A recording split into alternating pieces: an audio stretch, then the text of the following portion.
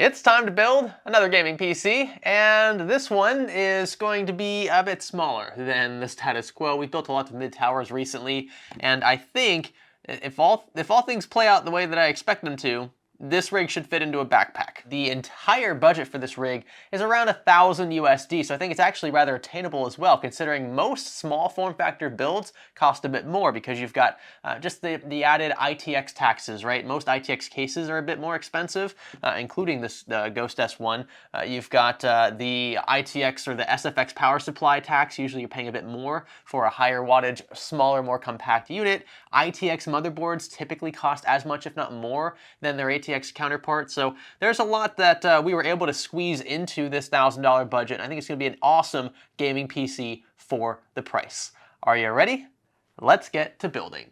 If you're looking for a way to rid yourself of that pesky Windows activation watermark, head on over to VIP SCD Key. Their March Madness sale has Windows 10 Pro OEM keys at a special discount, meaning you'll pay only around $15 to fully activate your OS. This will give you access to Windows 11 upgrades as well, custom wallpapers, and a few other benefits. Simply click the link in this video's description and select the version of Windows you're currently running. This is super important, folks. Then pay with a secure payment method like PayPal. When the promo code box pops up, enter GSVIP, again, that's GSVIP, and watch that price fall by a whopping 30% down to around 15 USD. And if you don't want to fiddle with upgrading from Windows 10 to 11 at the start, you can always buy a Windows 11 OEM key for around $20 with our code. Again, that's GSVIP. By the way, we'll discuss how to activate later in the video, but don't worry, the process is super easy. For more great deals at VIP SCD Key, check out the link below. So I want to give you just a bit of context to why this build is happening. First off, my neighbor next door reaches out, says she needs something quickly for a friend who will be taking this home with her on an airplane. So she's thinking somewhere in the realm of like a, decent sized carry-on PC. The thing is, you can actually fit a lot of mid-towers even as carry-ons in the overhead bins of planes. I mean, it's actually possible. I've seen NZXT S340s in overhead bins. Like, it's not difficult to do. The problem is it's still, I think, a bit too large for the average person traveling an average distance. So I'm going to do her one better and put together something that I think is going to be much more portable and much easier to stow away, so to speak. It's not going to have to go in the overhead bin. It'll actually fit in a backpack. Now, she's actually purchased all of these components herself at my recommendation. She asked for, again, something that fit around $1,000 budget, and I think this makes a ton of sense with new components. The only thing she didn't buy was this, and that's just because I've had this laying around. I think it's the perfect fit. 850 watts more than she's going to need. Good, wiggle room for upgrades in the future, and it's also SFX, which is perfect for the Ghost S1. I had her buy a Core i5-13400F because I think this is one of the best gaming CPUs for the money. Sure, it's a locked SKU. Sure, it's a lower-end Core i5, but you're going to get plenty of cores here, really great architecture, actually decent efficiency as well, and yeah, it doesn't break the bank. As for the graphics card, an RX 6600, brand new. We didn't want to buy used because, well, we didn't want to risk the card not working when it arrived, and then our friend gets sent home with a system that doesn't work either. That's no fun, so yeah, just cutting our losses there. This is one of the better value graphics cards still that you can buy today. If you can find these for around $200 or below, excellent cards for the money. The very first thing I want to do is unbox this case and see what sort of size constraints we're working with. I must confess, I do not know very much about the Ghost S1. I've never built in a case like this before, and I was only referencing the tech specs, the size constraints, like the clearances. I'm hoping that everything that we ordered here actually fits. If not, that's on me. I'll take care of it, but yeah, let's see what we're working with. You know how you can tell right away if a case is just quality, right? If it's just built with care, built with precision, and just an all-around excellent use of space? This is one of those cases. I don't run into this feeling very often. This is very heavy, very premium feeling, but it's also so compact. It comes with, I believe, a PCIe Gen 4 riser cable. I might be wrong about that, but it does include a riser cable. Obviously, you're gonna need that just so that you can actually connect your graphics card to your board, since they're not gonna be in line directly with each other. Wow, this is such a cool feeling. Here's what the inside looks like. We've got our two side panels off, and they're just held in by a few screws. You can see there's just, just the right amount of space. It looks like your power supply is going to go here, your motherboard is going to go there, you've got your included riser cable, and your graphics card slots in at the rear. You also have a bracket, it looks like, at the bottom here for a 2.5-inch drive of some sort. Obviously, we didn't go with a 2.5-inch drive, we just have a single 980 Pro NVMe here, and that was was done intentionally just to save a bit of space. By the way, here is our motherboard. This is nothing fancy, obviously just a B660 ITX board with Wi-Fi and Bluetooth capabilities, which I think is really important for a small form factor. But if you're gonna be on the go, probably gonna be using Wi-Fi at least at some point, so having it built in is nice. First things first, we'll get this platform assembled, starting with the CPU, which I just realized because the door hinges towards the camera, you're not gonna see any of this. I'm just gonna roll with it. We've got our Core i5-13400F here. We're gonna very gently drop into the neat little socket, like so.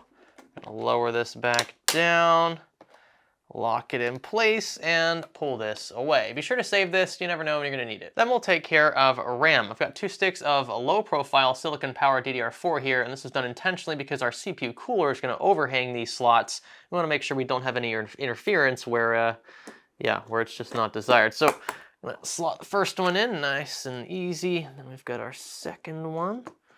And all right, looking good so far. Next up, storage, and I just love the way Samsung presents these 980 Pro SSDs. Golly, this thing looks good. M.2 installation is super straightforward, no cables or anything to worry about. Just gonna slide it in there, mind the key, and then we're gonna tighten it down with this one included Phillips screw that you'll find in your motherboard's box. And that's it. It's driving my OCD crazy that the text is upside down, but we're not going to see much of this anyway, no big deal. We've got our mounting gear taken care of for our cooler. Speaking of, this is the ID Cooling IS55 Black, and you can see it is very low profile. We've got just enough space there for low profile DDR4. We've got a beautiful cold plate. Look at that. Yeah, this is a very well put together low profile top flow cooler. If you're interested, all of this, by the way, will be linked in the video description. Just gonna add a line of thermal paste here, and we'll gently lower the cooler onto the board. Just realized we're gonna need to remove this fan before tightening down. 8 hours later. And would you look at that. Golly, I love small form factor builds. These platforms look so sexy. Got the fan wired up, cable hidden. Now we can install our rear I/O shield. Let's see how easy this is. Oh yeah, piece of cake. With the panels off of this S1, it's very easy to drop the platform in. Oh, maybe I spoke a little too soon. Nope. Just enough space there. The power supply bracket is right on the edge of this motherboard. That's actually awesome. It just means, again, there's no wasted space here. And very quickly here, would you look at that cooler clearance? This is just the perfect size, I think, for the S1. So yeah, I didn't screw that up at least. I'm gonna connect this end of the riser cable, which you wanna be very careful about. Don't snag any of these wires. They are a bit fragile.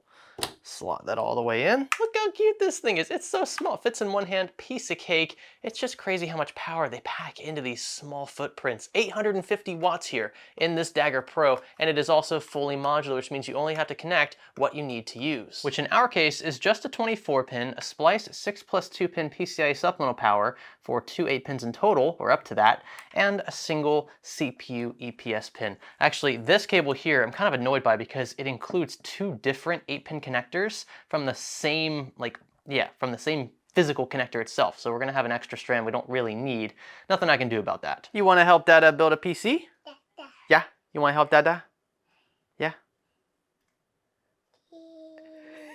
Front panel is wired and in goes our SFX unit. This is gonna be a bit challenging. We've actually got more cabling than I'd like.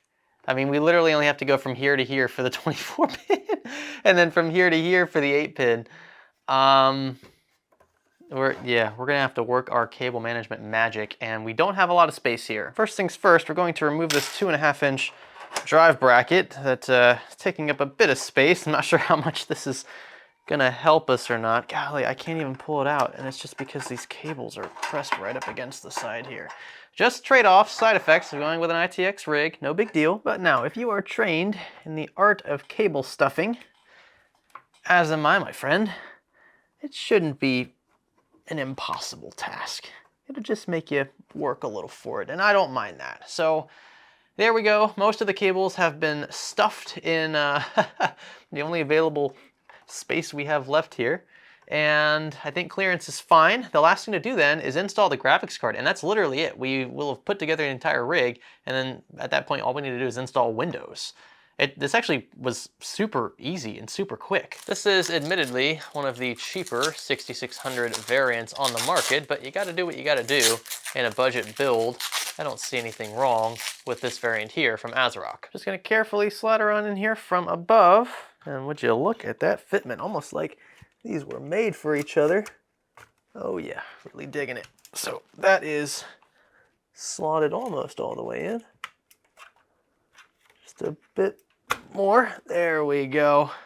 And yeah, look at that. I mean, we still got space down here if we want to cable manage a bit more, maybe stuff some extra cabling. Of course, these not being custom cables means we couldn't set the lengths for the dimensions of this case. We're only gonna need one supplemental 8-pin to power this card. Now in hindsight, if we had shorter PCIe cables, we could have routed them underneath this power supply. You can see that they left a bit of space here to route cables, and then we can make use of this cutout. This is about where you would expect a connector on a graphics card to be. Ours is a little further in because the card itself is much smaller. The cooler is what makes it seem like a larger card than it is. We'll just tidy some things up here, like these covers. And here we are. What do you think? I think it turned out pretty well. It's fairly clean. Again, there's like no empty space in this case at all, which is the point. That's why I went with the S1. It looked very appealing on paper, and I really have no complaints. The case is honestly very well built, feels very premium, and I like the way that all these components fit so nicely in here. You should get decent airflow with the side panels on as well, since they are perforated. They aren't dust filtered, however, so you might want to clean this thing maybe once a month or once a quarter at the very least, just to make sure that it doesn't get super dusty inside. Once that happens, I expect you'll start seeing some pretty big thermal issues, but for now, we're about ready to power the system on for the first time and install Windows. I'm gonna leave the panels off for this first post, just in case we need to change anything. Make sure that your power supply is switched on, because once the panels are on, you're not gonna be able to get to it. Front power button. Okay, looks good. All the fans are spinning except for the power supply that's not under heavy load. That makes sense. And we're just looking for a post here. Yes, okay, there it is. So let's go ahead and connect our Windows USB or bootable media tool. And if you're curious how to do that, we'll have a link in the description about how to install Windows 10. Once it is installed, we'll go ahead and activate it. You can also take this chance to confirm everything is connected and also enable XMP. And now we'll connect our bootable USB. We'll go ahead and click next and then install. And then this will give us a chance to select which drive, if we had multiple drives we want to install the Windows volume onto. We're gonna click, I don't have a product key now, but if you do already have a product key you want to use to activate, go ahead and enter it in that box. I'll show you how to do this later on once the OS is installed. We're gonna use a Windows 10 Pro key, so we'll select Windows 10 Pro, and we'll click accept for the license terms. Now this is important, be sure to select custom install. This will allow you to specify the drive on which Windows will be installed. In this case, again, we only have one drive, that Samsung NVMe. We're going to click next, and now we'll let Windows do its thing. So, after a few minutes of starting up Windows for the first time, pull up your product key from earlier, swing down to the Windows Start tab, type activation, and click enter. Select change or add product key and paste your activation code. If you're entering it manually, triple check that you've typed it correctly. Then click activate. From here, Windows will work its magic and you should notice your watermark disappear. You'll then have a fully activated copy of Windows 10 that you can even upgrade again to Windows 11 if you'd like. Just keep in mind that OEM keys, like these here, lock to the hardware in question, so any major platform changes may require a new code for activation. Then again, I don't know too many folks swapping motherboards on a daily or weekly basis. This March Madness sale from VIP SCD Key is going on for a limited time, so be sure to snag your key before it's too late. You can even find other useful software at solid discounts for productivity and the like. Just click the links below in the video description, and remember to use my offer code GSVIP for a huge discount. And all right, there we go. Installed, activated. This rig is ready to go. The last thing to do then is just install these two remaining panels. This definitely isn't something I should be doing with the system on, but I enjoy living on the edge. Why not? Look at that, just slides on in. Wow, it's just really good build quality here. I love this case, and I'm actually looking forward to building in another one here soon. You just use this included screwdriver to tighten things down. These are not Phillips screws, by the way. I think they're, what are these, Torx? I think they're Torx. And here is the official test then. I've got my backpack. This is the one I've actually used for several years in college. and it still holds up. It's a Swiss-made backpack. So we're gonna put this computer into this backpack just to prove the point that it will easily fit. Look at that, with room to spare. I mean, it's smaller than a shoebox. So if you could fit a shoebox in your backpack, you could definitely fit the Ghost S1. Just remember that if you are actually bringing this on a flight and you're stuffing it in, say, your backpack, be upfront with TSA about what's in said backpack at a time. They're probably gonna ask you to take it out and put it in a separate bin, you know, only go through the little X-ray scanners, whatever they are. What are you waiting for? Yeah, it's not fun when you stow something like a graphics card into a carry-on bag and then get interrogated for about 15 minutes. Ask me how I know.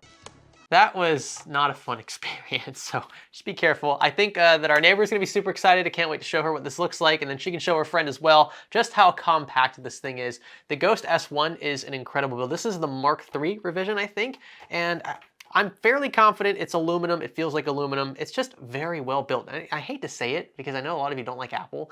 The build quality here reminds me a lot of like a new MacBook Pro. They feel very similar. The finish is very similar, and you can tell it's just a quality product.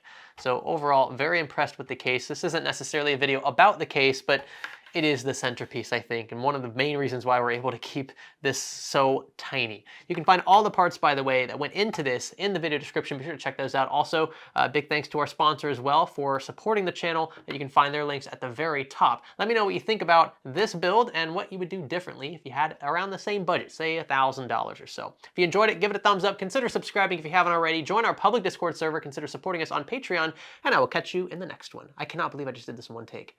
Wow, I'm on a roll right now. My name's Greg. Thanks for learning with me.